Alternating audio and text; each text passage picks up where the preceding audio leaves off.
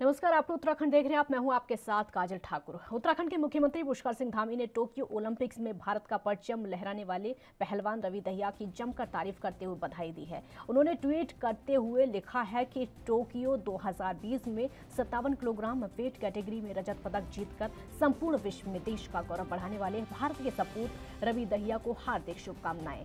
आपने हर भारतीय का मस्तक गर्व से ऊंचा कर दिया है। भविष्य में भी आप ऐसे ही देश का नाम ऊंचा करते रहेंगे। ईश्वर से यही कामना है।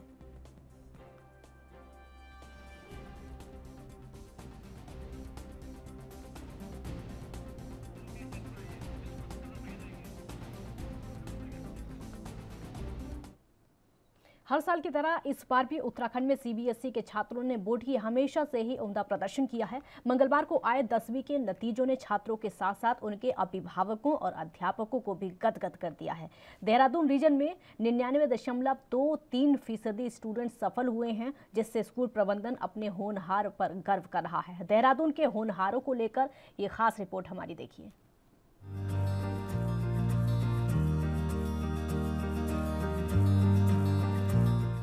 लंबे समय से सीबीएसई बोर्ड की परीक्षाओं को लेकर चल रही खींचतान पहले तो तब खत्म हुई जब बोर्ड की परीक्षाएं रद्द कर दी गई और आखिरकार सीबीएसई के 10वीं के 21 लाख छात्रों के रिजल्ट का इंतजार मंगलवार को खत्म हो ही गया। बोर्ड ने मंगलवार दोपहर को 12 बजे रिजल्ट घोषित कर दिया और खुशी की बात तो यह है कि देहरादून रीजन में 99.04% स्टूडेंट्स को इसमें सफलता हाथ लगी है। छात्रों की खुशी का ठिकाना ही नहीं रहा जब उनके लंबे समय का इंतजार इस तरह से खत्म हुआ। छात्रों का प्रदर्शन इतना शानदार रहा कि 57,824 स्टूडेंट्स को 95% से ज्यादा मार्क्स मिले हैं।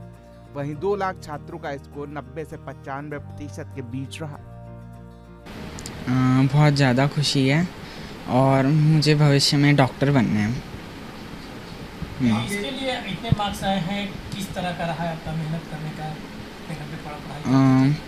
जब हमारे 9th के ख़त्म हुए थे फाइनल एग्ज़ाम, उसके थोड़े वक्त बाद से ही मैंने अपनी 10th की तैयारी शुरू कर दी थी और हर रोज़ थोड़ा थोड़ा कंसिस्टेंट रहा और उससे फिर इतने मार्क्स आ गए। भविष्य में क्या लक्ष्य है आपका, क्या गोल है?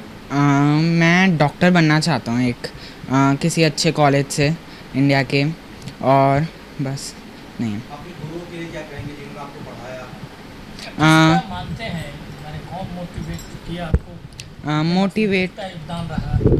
मोटिवेट तो सबने किया, मम्मी ने, पापा ने, भाई ने, नानी ने, टीचर्स जितने भी रहे मेरे, सब ने मोटिवेट किया मुझे। और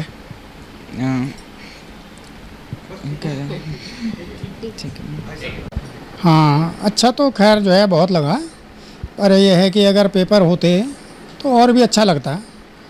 मतलब ये तो जो है, ये समझ लो कि अब जो है पूरी दुनिया ही ऐसी चल रही है, तो इस वजह से जो है ठीक है, अच्छी बात है। अच्छा किया बच्चे ने, कर रहा था, मेहनत तो कर रहा था, लगातार करता था। मतलब जो है अगर पेपर भी होते तो परसेंटेज जो है नियर अबाउट ही आती है। बलूनी स्कूल के बारे में मैं ये कहूँगा कि जो वहाँ के एमडी हैं डॉक्टर विपिन बलूनी जी, वो बहुत सज्जन आदमी हैं, बड़े जो है मिलनसार व्यक्ति हैं। वहाँ के जो है प्रिंसिपल हो गए नौटियाल जी, वो बड़े अच्छे व्यक्ति हैं। और ख़ास तौर पर मैं टीचर्स तो वहाँ के सभी कोऑपरेटिव हैं, बहुत कोऑपरेटिव नेचर के हैं। मैं पर्सनली मिलता हूँ उनसे। मैं विशेष तौर पर नाम लूँगा नुपुर मैम का। नुपुर मैम जो है बहुत अच्छा, जो है उनका व्यवहार बड़ा अच्छा है, उनका जो है बात करने का तरीका, बच्चों को मोटिवेट करने का तरीका। तो मैं जो है मेरे हिसाब से तो स्कूल जो है बहुत अच्छा है। स्कूल की परफॉर्मेंस जो है वैसे भी अगर कोरोना ना होता तो उनकी बहुत अच्छी रहती है बच्चों के प्रति। नहीं, मुझे इसकी बहुत ज़्यादा खुशी है। और अमन वैसे भी बहुत ज़्यादा सिंसियर बच्चा है। वो स्कूल में नहीं, वो घर में भी बहुत सिंसियर है। मतलब छोटी छोटी चीज़ों पे ध्यान देता है, मतलब घर के काम में, हर चीज़ में कहना मानना, मतलब बहुत ही ज़्यादा सिंसियर बच्चा है। मुझे बहुत खुशी है उसके लिए। अपना नाम बताइए। मधु कोठियाल। मेरा नाम शगुन नेगी है। मैंने अभी अपनी 10th क्लास पास करी है और मेरी 10th में 99.6% आए हैं। मैं आगे पायलट बनना चाहती हूँ।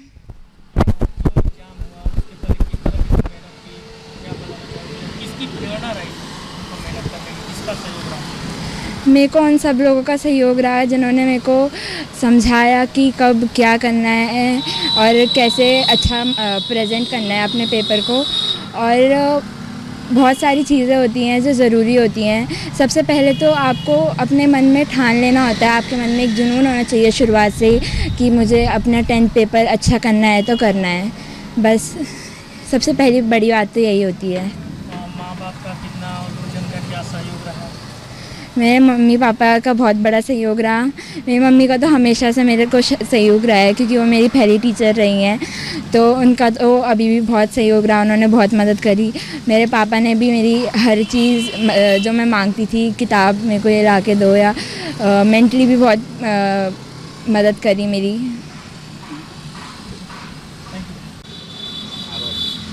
सुनीता बताइए, आपकी लड़की इतना मार्क्स लाई है, क्या कहना चाहेंगे, कैसे फील कर रहे हैं? फील तो सबको अच्छा ही फील होएगा।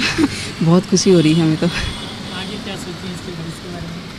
अब वो तो इसी पे अपना आप डिसीजन लेगी क्या करना चाहती है आगे, है ना। कितना सहयोग रहा है आपका कि इसके इतने मार्क्स आ रहे हैं? लड़कियाँ हमेशा माँ की बड़ी होती हैं, तो आपका कितना सहयोग रहा?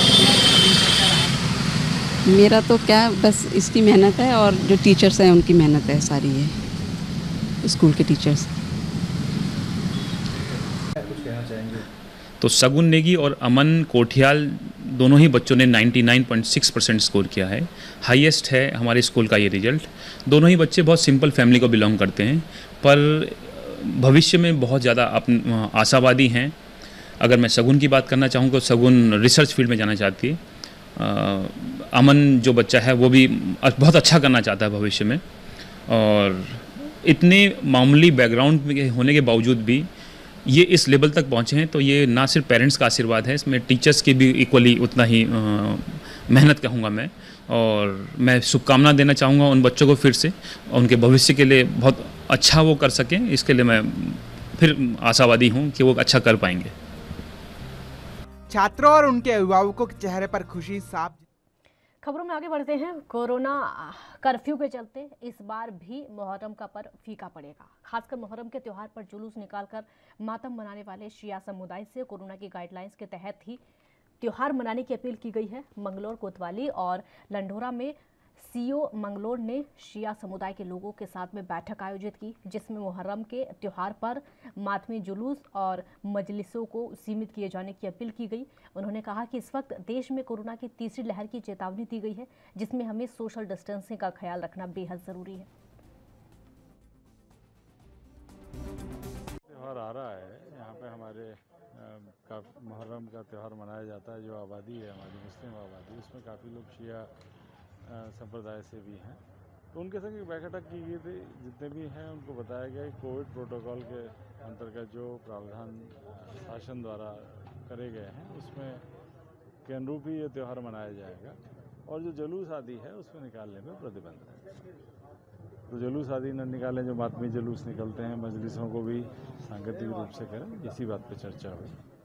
कोविड-19 की तीसरी लहर से घबराकर अस्पताल में जाकर टीकाकरण के लिए लोगों में होड़ मची हुई है।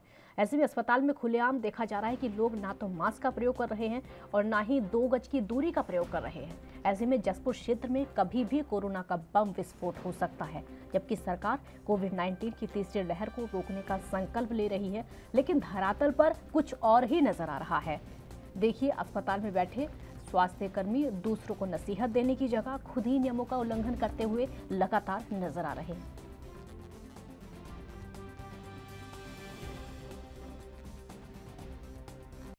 यहाँ कोविड-19 के नियमों का सब पालन हो रहा है।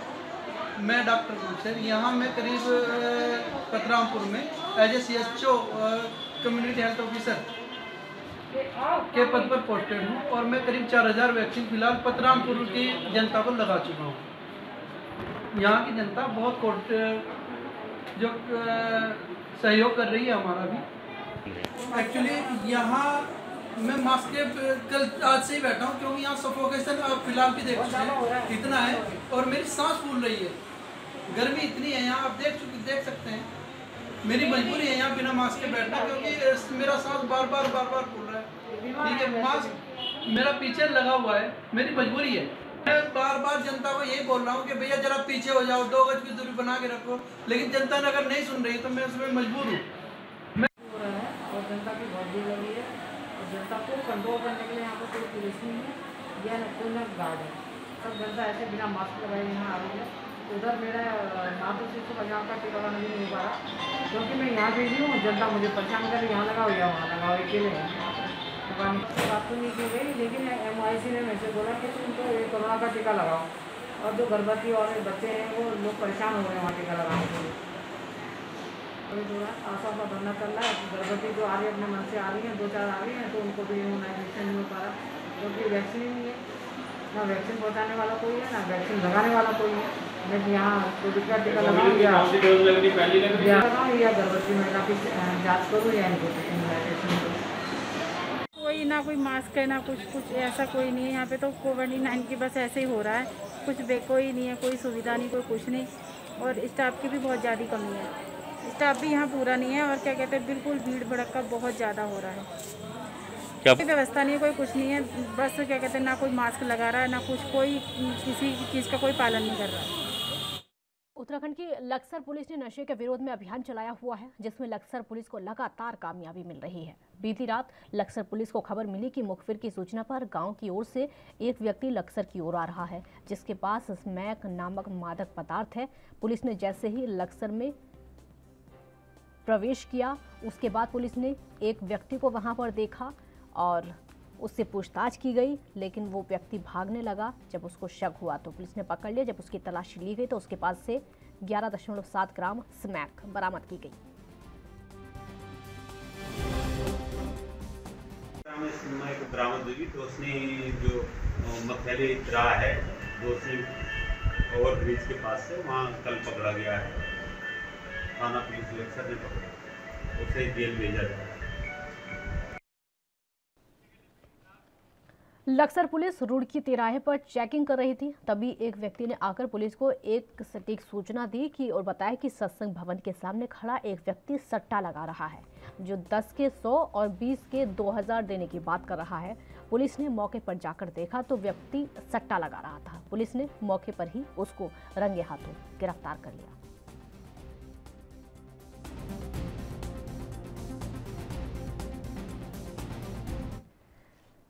उधम सिंह नगर में एक मामले में सनसनी पैदा कर दी गई है। दरअसल यहां पर एक निवासी एक पति ने अपनी पत्नी की ही अश्लील वीडियो बनाकर उसको ब्लैकमेल किया। कलयुगी पति से सताई हुई पीड़ित महिला का आरोप था कि उसके पति ने अपने मामा के साथ मिलकर उसके साथ अनैतिकता की हदें सारी पार कर दी, जिसका कई बार पीड़ित महिला द्वारा विरोध किया गया, लेकिन पति द्वारा लगातार महिला को अश्लील क्लिपिंग की धमकी देकर पति अनैतिक काम करता रहा। थक हार कर महिला ने पुलिस का सहारा लिया।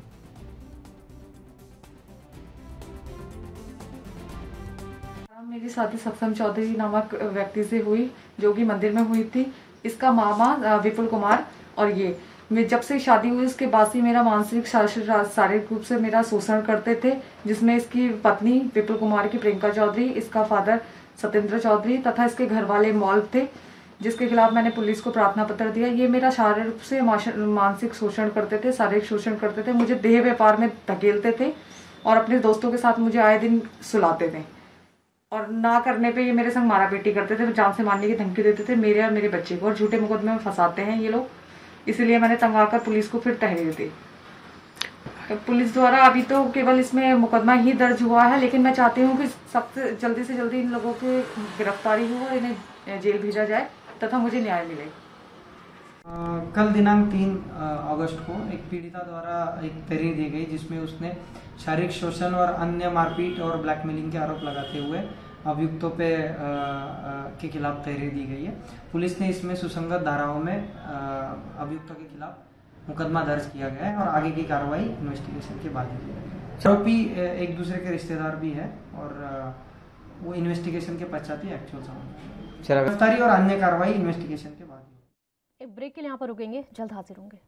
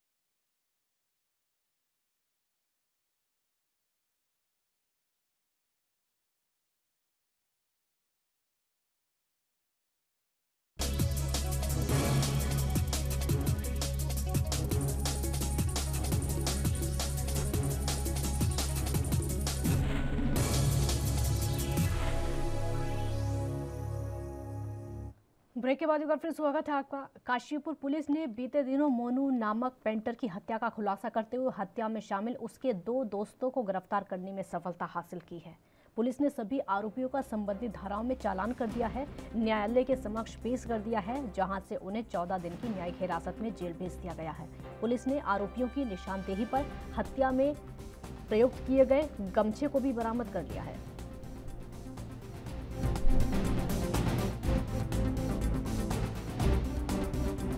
दिनांक 28/7/21 को पर्वती कॉलोनी जो पड़ती है थाना कासपुर क्षेत्र ढेरा बस्ती में, वहाँ एक डेड बॉडी मिली थी।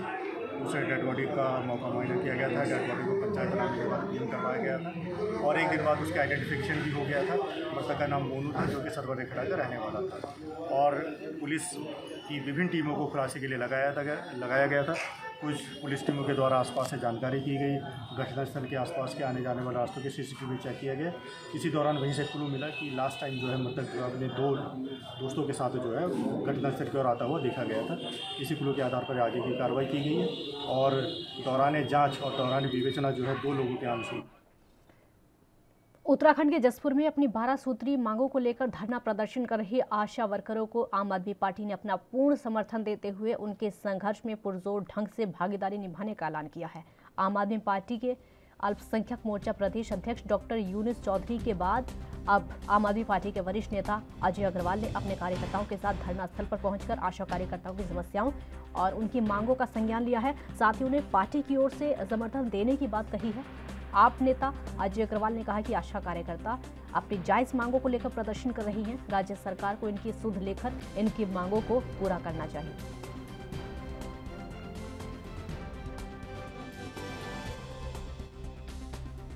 आज 3 दिन से हमारे जसपुर विधानसभा क्षेत्र की ऐसी मजबूत कड़ी जो आशा कार्यकर्ता के रूप में गली गली और कूचे कूचे घूमकर जनता और सरकार के बीच में काम करती हैं।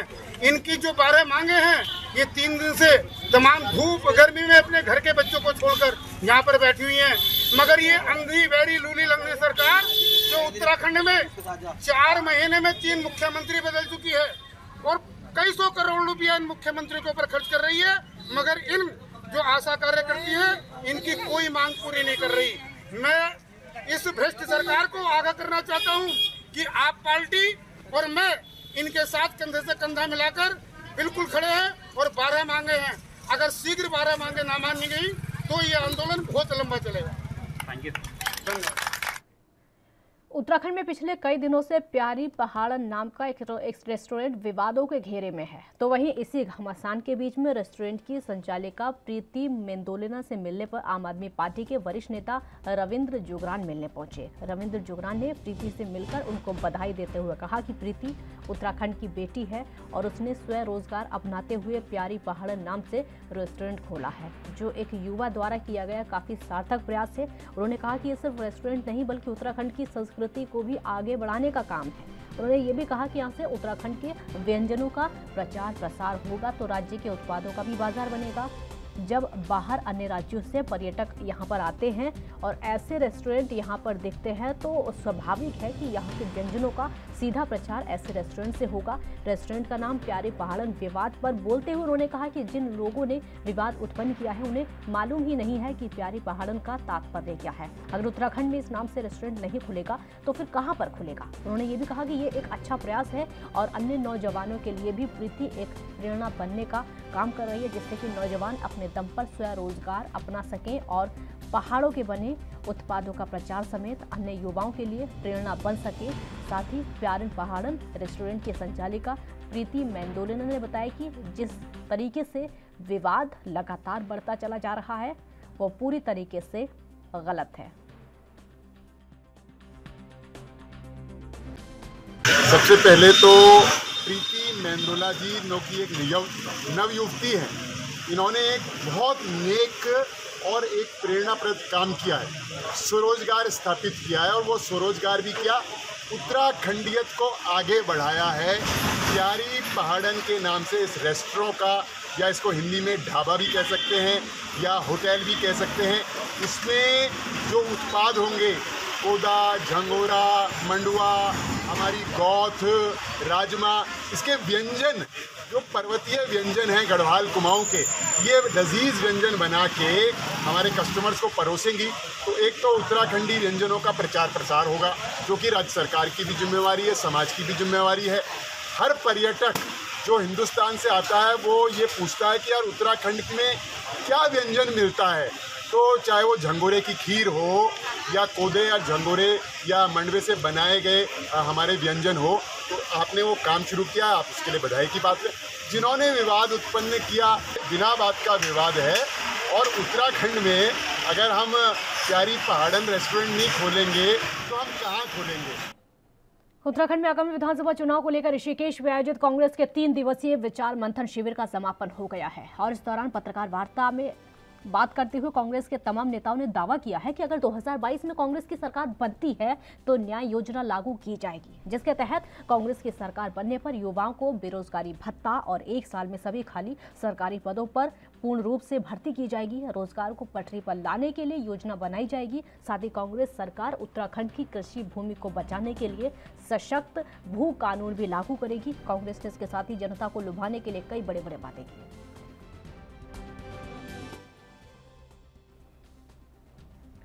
तो कांग्रेस नेताओं ने कई बड़े बड़े वादे यहां पर किए कि अगर सरकार बनती है तो आने वाले समय में कांग्रेस उत्तराखंड की पब्लिक का भला करेगी, जितना कि बीजेपी ने नहीं किया है। वो सारी योजनाएं शुरू होंगी जो कि पब्लिक को चाहिए। उत्तराखंड में आगामी विधानसभा चुनाव को लेकर कांग्रेस पूरी तरीके से तैयार है।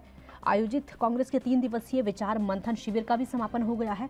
इस दौरान पत्रकार वार्ता करते हुए कांग्रेस नेताओं ने कई बड़े बड़े दावे किए और कहा कि न्याय योजना लागू की जाएगी, जिसके तहत सरकार अगर कांग्रेस की बनती है तो युवाओं को बेरोजगारी भत्ता और 1 साल में सभी खाली सरकारी पदों पर पूरी तरीके से भर्ती की जाएगी।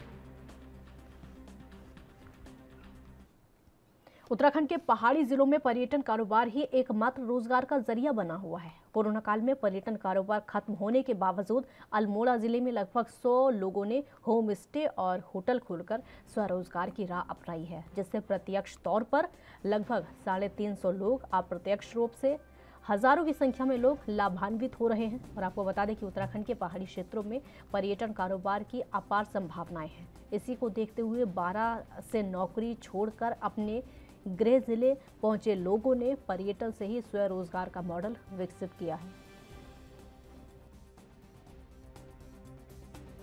तो इस क्रम में अल्मोड़ा के अंतर्गत हमने लगभग इस पीरियड में लगभग 70 से 80 होम स्टेज हमने स्थापित किए, जिसमें मुझे लगता है कि लगभग 200 के आसपास लोग अभी उससे रोज़गार उनको मिला है। और कुछ हमने नए होटल्स भी यहाँ बनाए हैं, जैसे 20 से 22 नए होटल्स बने हैं, जिसमें मुझे लगता है कि लगभग 100 से 150 लोगों को उसमें भी रोज़गार मिला है। तो लगभग 300 से 350 लोग डायरेक्टली देखा है तो इससे लाभान्वित हुए हैं। लेकिन परंतु पर्यटन आप देखेंगे तो थोड़ा सा एक जटिल व्यवसाय होता है, जिसमें बहुत सारे लोग इनडायरेक्टली जुड़े हुए होते हैं, जैसे टैक्सी ड्राइवर हो गया, ढाबे वाले हो गए, चाय वाले हो गए और आसपास जो दुकानें लगाते हैं वो हो गए। तो इससे इनडायरेक्टली मुझे लगता है पर्यटन में काफ़ी लोगों को रोज़गार मिला है अभी जो प्रवासी वापस आए हैं। और चूँकि उत्तराखंड राज्य अभी कोरोना के दृष्टिगत काफ़ी सेफ भी है, तो बाहर से काफ़ी लोग यहाँ पर आ रहे हैं और लंबे लंबे समय तक यहाँ आकर के रुक रहे हैं।